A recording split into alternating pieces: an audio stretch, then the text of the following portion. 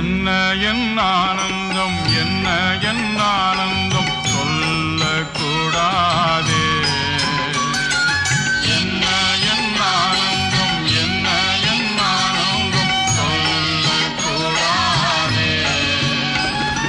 மன்னன் கிறிஸ்து என் பாவத்தை எல்லாம் மன்னித்து விட்டாரே.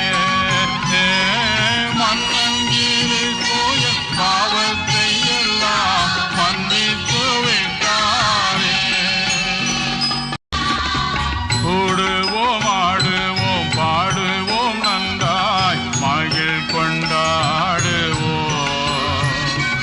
நாடியே நம்மை தேடியே வந்த நாதனை போற்றிடுவோம்.